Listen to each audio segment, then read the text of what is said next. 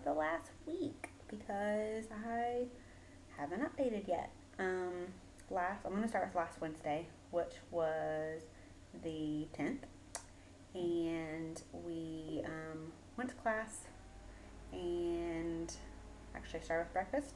Went to my first class, went to lunch, went to my second class, had a 30-minute break, and then went to our culture class. We learned about Irish music. We had a guest come who he was actually working with the literature professor during his class that morning, and they did the literature stuff that he wrote, and then he came to introduce some of the music, and he showed us a couple of examples and pulled them up. Normally, culture class is 2 hours, but that night we only stayed an hour, and then we went and got on the buses, and on Wednesdays they provide us with dinner, but rather than just going to the cafeteria to eat, we actually drove over to the Dumbrody Center, which is over in Wexford, so it was like a 30-minute drive, and we drove over there, and it's actually the Famine Ship. So we went into the center, and we had dinner, which was delicious, and we ate, and then we all walked downstairs, which is more like a museum kind of setup that you walk through, and then they get you in this room, and they play a video, like they turn on the lights off as you're standing there, and it kind of looks like a ship, with like wood planks on the floor, and the walls are kind of decorated to look like underneath part of a ship, and they play this video of during like the famine time and how people were getting on the famine ships to go to the New World and stuff like that. Well, then after the video, they pull these two huge sliding doors out, and it's like a bunch of plexiglass windows, and you see out to this ship. And it was the Dumbrody Famine Ship. It was actually a remake of the actual ship. It wasn't the real one from the 1700s, but it was a remake. So then we walked outside, and we were all given a ticket, and the ticket was what the original tickets for the ship would have looked like. It had our name, who we were traveling with. Some of us, it was just ourselves. Some of us, it was me and my husband. Some people had like 7 kids. And so you walked on the famine ship, and they showed you the top deck, and then we walked underneath to the bottom deck, so you could actually go and find your bunk, and it was labeled, and it was like the real conditions that it would have been in. And then they actually had 2 I guess actresses like come out and act like they were passengers, one of which was a really poor one. One of the other ones was one of the rich ones that had like a cabin, and they spoke with us and kind of acted like we were passengers on the ship as well. And then we just walked up top, and we just kind of walked around Wexford a little bit, and then we got back on the buses and came back to the apartment and packed our stuff, and then we woke up Thursday and went to breakfast. Then we headed to Kilkenny, and my field trip was one of the manor homes. It was actually a merchant home, and then we went to one of the cathedrals, and let me look those up, and I will tell you which ones that they were, because I don't remember just off the top of my head. And we separated for the field trip, so we were going by class. So my class, we went to the manor home, merchant home first, and walked around. We got a guided tour of that, and it was pretty interesting, I guess. It was a little repetitive from some of the other manor homes that we've gone to, so it was kind of cool with some of the stuff they had to show us, but it wasn't incredibly exciting. I'm trying to find the name of it. Sorry, I should have had this ready. My bad.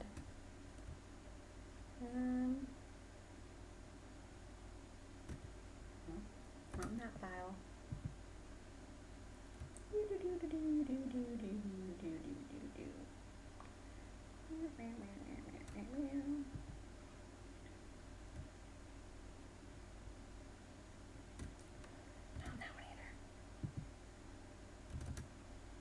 Okay, the Roth House. That's where we were. It was a wealthy merchant who had a store underneath and the bottom, and then he had the top half, and then him and his wife had a lot of kids, so they built on different additions to the house. And there was a huge like long garden at the top, and there wasn't really much furniture in it. There was a couple pieces and a couple paintings. There was a ginormous painting that took up from like the bottom of the floor to the top of the ceiling, and super wide. They couldn't even get it out of the room because there wasn't windows or doors big enough. I'm not sure how they got it in there. And there was actually a Irish deer set of antlers at the top. It looked like moose antlers. It was above the hearth, and the way they had it positioned, it was the exact height that it would stand had the deer been in the room, but it was extinct, so that was kind of cool. Um, but after we left there, then we went to the big cathedral downtown, and just like every other cathedral that we've seen, it was gorgeous. Um, to be completely honest, they're all starting to kind of look the same. um, I mean, it's just incredible architecture and stained glass and just intricate flooring, and they're all extremely, extremely cool, but we just kind of walk around them. So after we did that, that one did have like a huge tower outside of it, though. It was like the highest tower in all of Ireland. It was like an original watchtower. And we were given the option to go up to the top of that, but me and Lawson and Sarah were going to Galway, so we rushed over to the train and caught the train to go up to Dublin and then across to Galway, because if we went from Kilkenny to Galway, it would have been more expensive than just cutting up to Dublin, switching buses, and going across. So we got to Dublin, switched buses, went over to Galway, and got there, and we stayed at the Arden House Bed and Breakfast. We really wanted to experience bed and breakfast and see what that was like, and meet the sweet couple that owned it and all that. So we stayed there. We went and checked our bags in, and when the door first opened, it was like a younger guy, and so it kind of threw us off for a second. And he checked us in and gave us a map and told us where everything was, and stuff like that. And so then we went downtown, and after we dropped our bags off and just looked around, we ate at one of the restaurants downtown, one of the pubs. We actually ate at the what was it called? Blanking. This is why I need to do this sooner, not a week in advance, after the fact. The King's Head pub. So we ate there, and it was really good. And then we walked down to the bay and sat on the bay and just kind of watched people watched and hung out. And then walked back up and went to sleep, and then got up the next morning to go to Cliffs of Moher, which were absolutely amazing. So we went and got on a bus and rode from Galway to the Cliffs of Moher, which is about a 2-hour ride, which was a long time, but there wasn't many people on the bus, and it was kind of nice just to hang out. So we rode, and we got there, and we went and walked the cliffs, and they were absolutely incredible. They're like 247, I think, feet high, and it's just amazing to see God's creation like that. It was incredible. Took lots of pictures. Sarah found this little kind of ledge to creep on. Took some peer pressure to get me down there, but I crept down there slowly, clinging to the wall the whole time. So we were careful, but we definitely did get a little daring. We met a couple from Colorado. I think Colorado, yes. And they took our picture. They were actually there traveling. He's in the military, and he's been in the Middle East, so they were traveling to Ireland, which is pretty cool. And after that, we walked back down to the stores, and they kind of had these like cutouts in the mountain, and that's where like the stores were. So we shopped around for a little bit, and then got a snack. I got an ice cream cone, a 99er, and then came back. A 99er is actually just like a plain vanilla cone, but they stick this little chocolate piece in it, and it actually came out 99. That's what Dad told me, as like kind of celebration to the new millennium, and it's just kind of stuck around. So you can get those ice cream cones or 99ers pretty much any gas station or a little shop or cafe. So we've gotten a good bit of those. So we drove 2 hours back to Galway, and then we went shopping all around the town, and ate at a restaurant that night. It was a little Italian place, and it was pretty good. Actually, it was really good. It was pasta. We were starving. And then we slowly made our way back to our bed and breakfast. We did see some different street performers and things like that. But went to sleep, got up the next morning, had a delicious breakfast yet again. It was so good. I tried poached eggs, which I really did like. I tried the black and white pudding, which technically is like bloody sausage. And honestly, it wasn't that bad. It was a different kind of texture I wasn't too sure about. But overall, it was pretty good, I guess. And then I like how they serve tea and coffee with all their meals. And that definitely was the best coffee we had since we got here. So that was much appreciated. And then we got the homemade brown bread, which is amazing and so delicious. So I had that, and we actually talked to the couple that was owning it, and we were heading back for the hurling match, and so they were very impressed to hear that we were going to the hurling match. So I talked to him about hurling. He actually was on the court team when he was younger, so that was pretty cool. And so we checked out and made it back to the bus, and we rode the bus back to Waterford. We actually had to stop in Limerick for an hour layover, so we walked around Limerick for a little bit. There's really not much to it, so I'm glad we didn't plan to stay longer. Got back to Waterford, rushed like crazy to get back here, throw some sandwiches together, throw shorts on because it's been hot, and head to get on the bus again to go from Waterford to Thurles, which is where the game was, and it was the quarterfinals. So, from what I've kind of been explained, it would be kind of like the equivalent to like the SEC championship, where you have like two people from the same kind of area um, playing each other to see who goes on in like a bracket system, I guess, or a tournament. I'm not really sure, but anyway, we rode the bus up there, so it was a lot of traveling for a 2 or 3 day period, but it was well worth it, and I'm so happy we got to go to Galway because sadly, we didn't hear Galway Girl while we were there at any pubs, but we did play it on the computer a lot because that is my favorite Irish song. Daddy used to dance with me to it when he'd get home from work, so I absolutely love Galway Girl, and I've gotten Lawson and Sarah hooked on it too. We all got shirts that say Galway Girl on them, so excited about those, but it was good to see it.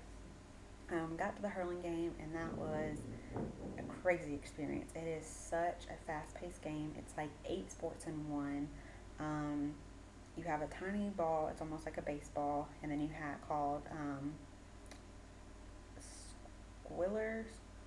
I don't know what it's called, but it's a little baseball sized ball, and then you have a wooden paddle that kind of curves up, and that's called the hurley.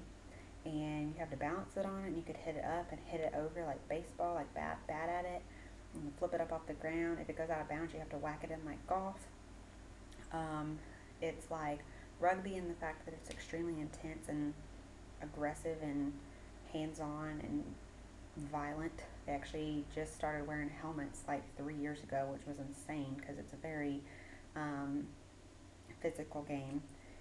Then it is like football because at the end of the field you have a like football goal, but then at the bottom of it it's like a soccer goal. So that throws in those two sports. It's a lot like lacrosse because you have like the stick you're running with that you're like bouncing the ball in. It's like basketball in that aspect that you have like penalty points or like free throws.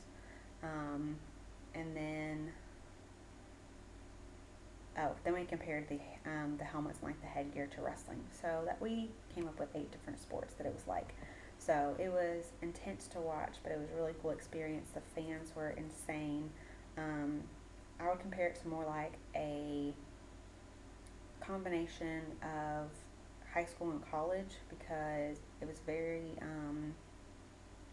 relaxed. All the players they have day jobs. They're teachers, bus drivers, mailmen, doctors, whoever, but then they come and play games and practice at night and represent their different counties. There's 32 different counties in the country, and they each have a team, and you play for the team where you were born. So whether you move around or not, if you're playing for the team, that's the team that you were born into. So it's not like you're, a bandwagon fan and you just cheer for whoever's doing good that year. No, you cheer for the team that you were born to represent. And so that was kind of cool in the aspect. It was very like casual because they're not paid, they're not sponsored. Some of them are sponsored locally, but it's not anything like, NFL football or anything. But then again, that is what it's considered to them. Like, that's their big game. So it's kind of a combination between high school and or college football in the South, I guess. So we saw that, and then we rode back. Got back really late, crashed, fell asleep, and got up. Kind of slept in on Sunday, and then woke up and we walked down to Waterford. And the buses don't run on Sunday, like I said, probably in a different video. So we had to walk down there. About 30-minute walk, and we ate at Number 9 Cafe, which is managed, owned by the brother-in-law of the owner of the chocolate shop that I was talking about previously, Lily O'Brien's Chocolate Cafe. And they're right beside each other. But Number 9, you actually like walk in the store and up these stairs, and then it opens up into like this big loft area. And it was very nicely decorated. It's brand new. It opened last week, and it's like a cafe. Delicious, delicious foods. We had lunch there, and then we walked around the city a little bit and shopped. Then came back and just worked on homework like good students, and hung out, went to bed, and then Monday we got up and we had class. And after class, we went horseback riding, which was really exciting. So we got to go horseback riding through the countryside of Ireland. So on the left side, it was all fields and pastures and rolling green hills, and on the right side, we had this huge, like, blue, clear lake right beside us. And my horse's name was Bonnie, and she was definitely the prettiest one. She was kind of like a paint, and she was really sweet. Really enjoyed it. We got to trot, which was exciting, and just trail ride. So we had a lot of fun doing that. And then we came back and just hung out. And I think I'm going to end this video here because it's going on 16 minutes. And then I'll do the rest of the week later. Bye.